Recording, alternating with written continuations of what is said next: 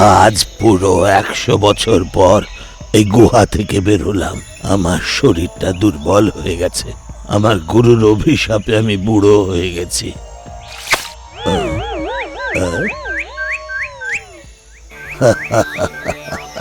ভালো রে, যদি 100 বছর আগে তুই আমার গায়ে এমন করে নোংরা ফেলতিস তাহলে তোকে ধরে আমি খেয়ে ফেলতাম।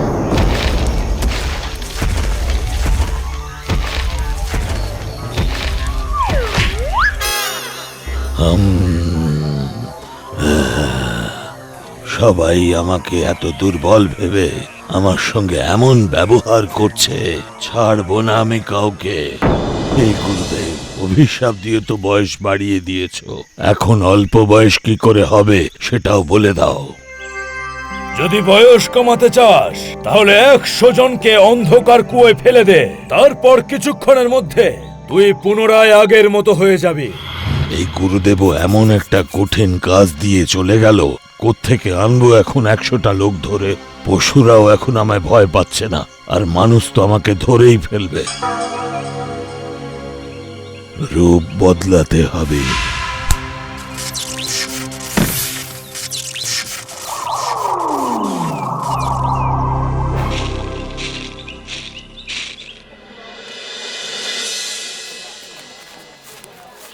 আমি শেষবারের মতো বলছি, চাষের জন্য সবাইকে একবার মাত্র জল দেয়া হবে। জলের সময় একটু বাড়ালে ভালো হতো প্রধান মশাই। প্রধান মশাই, কতদিন জল নিয়ে এরকম মারামারি করব আমরা?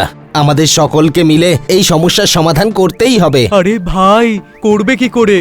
নদীর জলের প্রবাহ এত ধীরে।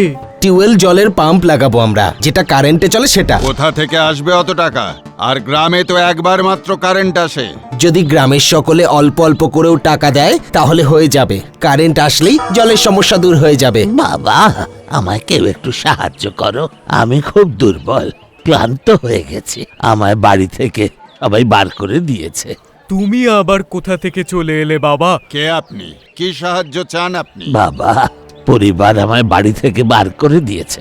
অনেক দূরের গ্রাম থেকে আসছি, 10 দিন ধরে এইভাবেই ঘুরে বেড়াচ্ছি। দেখুন, আপনার খাবার দাবারের ব্যবস্থা করতে পারি, কিন্তু একসাথে রাখার ব্যাপারে আপনি একদম চিন্তা করবেন না, আপনি অবশ্যই সাহায্য পাবেন। বড় নিম গাছের নিচে যে ফাঁকা জায়গাটা রয়েছে না, ওখানেই আপনার জন্য একটা ঘর বানিয়ে দেব। আর খাবার দাবারের কথা সেটা আমরা সকলে মিলে দেখে নেব। প্রধান মশাই, হ্যাঁ, সেটাই খুব ভালো হবে।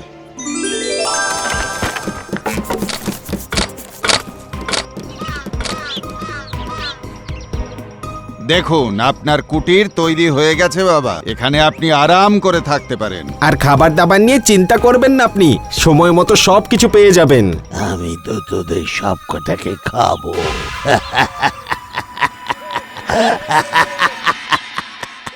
আরে বাবা, কি ভাবছেন? ঘরে গিয়ে আরাম করুন, সকাল থেকে সন্ধে হয়ে গেল।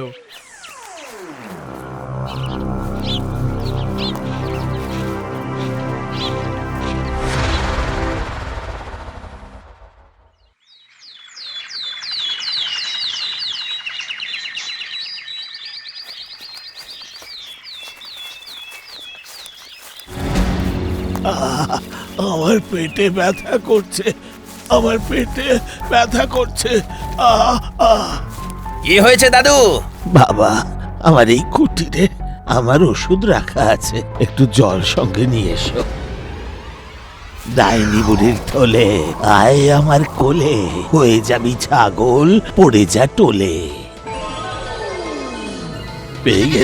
পেয়ে গেছি বয়স কমানোর রাস্তা আমি পেয়ে গেছি। পুরো গ্রামবাসীদের এইভাবে ছাগল বানিয়ে অন্ধকূপে ফেলে দেব। গ্রাম থেকে একটা লোক উধাও হয়ে গেছে। সারা গ্রাম খোঁজা হয়েছে, কিন্তু কোথাও তাকে পাওয়া যায়নি। ডুবুরিরা নদীতেও খুঁজে দেখেছে। আরে মোড়ল মশাই, স্ত্রীর অত্যাচারে কোথাও পালিয়ে গেল না তো? আরে মূর্খ, তার তো বিয়েই হয়নি। এভাবে তো কেউ উধাও হতে পারে না। নিশ্চয়ই ও গ্রামের বাইরে কোথাও চলে গেছে, গ্রাম ছেড়ে। হয়তো উনি কাউকে বলার প্রয়োজন মনে করেননি।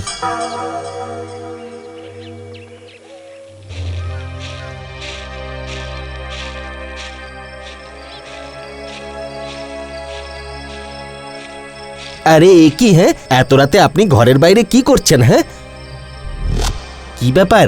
এত কি ভাবছেন? আরে বাবা কমল, তুমি এখানে? বাবা, আমি কুটিরে ফিরছিলাম। আপনি এত রাতে কোথায় ঘুরে বেড়াচ্ছেন বাবা? ওই খাবার খেয়ে একটু কুটির থেকে বেরিয়েছিলাম। এত রাতে আপনার একা ঘোরা ভালো নয়, জঙ্গল থেকে বাঘ আসতে পারে। চলুন আপনি, আপনাকে এগিয়ে দিয়ে আসি। না না, আমি চলে যাব, তোমরা সাবধানে যাও। আপনি গ্রামের একজন বয়স্ক মানুষ, চলুন আপনাকে আমরা ছেড়ে আসছি।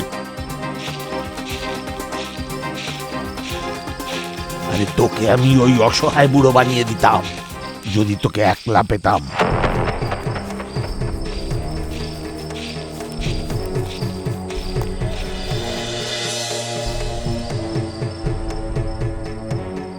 ওহো গুরুদেব, এখনো পর্যন্ত একটাই ছাগল জোগাড় হয়েছে, কি করব? আরে বাবা, শুয়ে পড়েছেন নাকি? না বাবা, আপনার জন্য গরম গরম খিচুড়ি নিয়ে এসেছি, খেয়ে নিন। ডাইনি বুড়ির থলে আয় আমার কোলে, হয়ে যাবি ছাগল, পড়ে যা টোলে। কে এলো কোলে, কে টলে?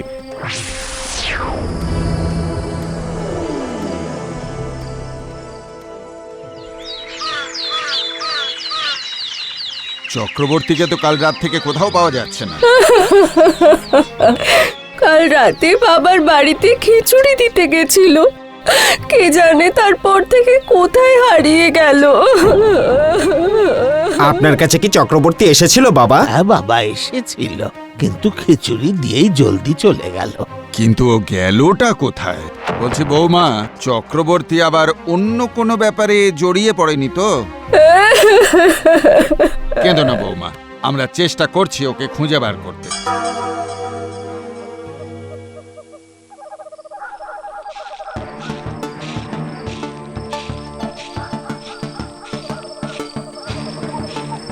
কেমন আছেন বাবা?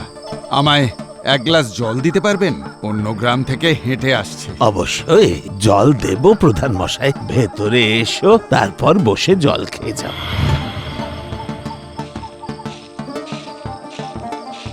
ডাইনি বুড়ির থলে আয় আমার কোলে, হয়ে যাবি ছাগল, পড়ে যা টোলে। কাকা, গ্রামের কত লোকজন উধাও হয়ে গেছে, কাল রাত থেকে তো প্রধান মশাইও উধাও দেখছি। জানি না কার নজর লেগেছে আমাদের গ্রামের উপর। বুঝতে পারছি না গ্রামকে কিভাবে সুরক্ষিত করব, কোথায় যাচ্ছে সকলে। আরে কেমন আছো কমলদা? আমি ঠিক আছি, তুমি কেমন আছো? আর হাতে কি আছে তোমার? আরে বুড়ো মানুষটাকে খাবার দিতে যাচ্ছি, গ্রামে এত লোক উধাও হয়ে গেছে, ওই জন্য বাবা দুদিন ধরে ক্ষুধার্ত হয়ে রয়েছে। ঠিক আছে, চলো আমিও তোমার সঙ্গে যাই।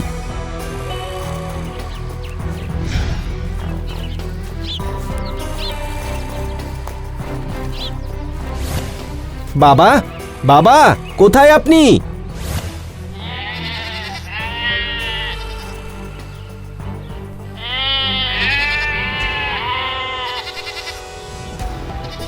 আরে বাবা, এতগুলো ছাগল কখন নিয়ে এলেন আপনি? কখনো জানতাম না আপনি ছাগলও পালন করেন। আসলে ওই ভেবেছি এগুলোকে বেচে আমার একলা সংসার একটু সুসর করব।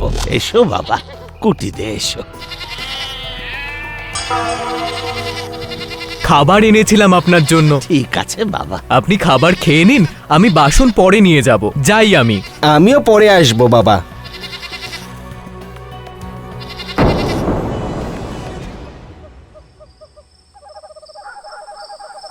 বাবা, জগমোহনের কোনো খোঁজ পাওয়া যাচ্ছে না। সকালে তোমার সাথে দেখলাম, তুমি জানো ও কোথায় গেছে? কাকা, বাবাকে খাবার দেওয়ার পর আমরা ওখান থেকে যে যার মতো চলে গেছিলাম। মনে পড়েছে, সন্ধেবেলা ও বাবার কাছে বাসন আনতে গিয়েছিল, তারপর থেকে আর ফেরেনি। হে ভগবান, কোথায় গেল ছেলেটা?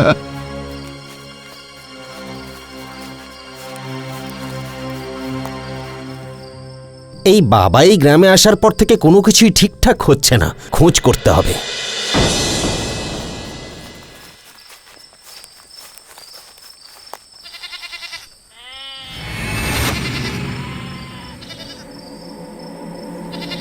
এ কি বাবা, এত রাতে ছাগলগুলোকে নিয়ে কোথায় যাচ্ছে?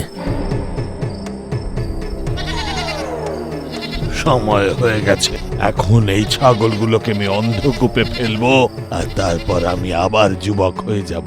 চলো প্রধান, চক্রু, জগমোহন, বাকি গ্রামবাসীরা অন্ধকূপ থেকে কেউ বেঁচে ফিরে আসতে পারে না। তার মানে হচ্ছে ওই সব গ্রামবাসীদের ছাগল বানিয়ে দিয়েছে আর এখন তাদেরকে নিয়ে কুয়োর দিকে যাচ্ছে ও। ভয়ঙ্কর কিছু হওয়ার আগে সবাইকে গিয়ে খবর দি।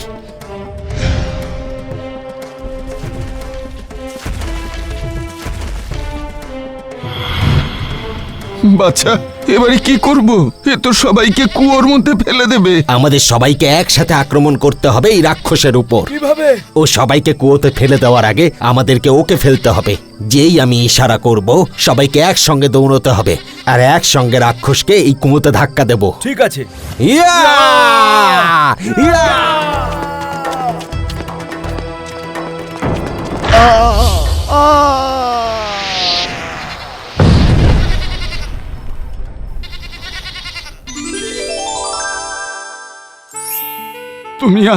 তুমি আজ সত্যিই আমাদের মৃত্যু থেকে বাঁচিয়েছো বাবা কমল। ছাগল হয়ে আমার মনে হয়েছিল এই রাক্ষস আমাকে ধরে খেয়েই না নেয়। কমল কমল দাদার জয়।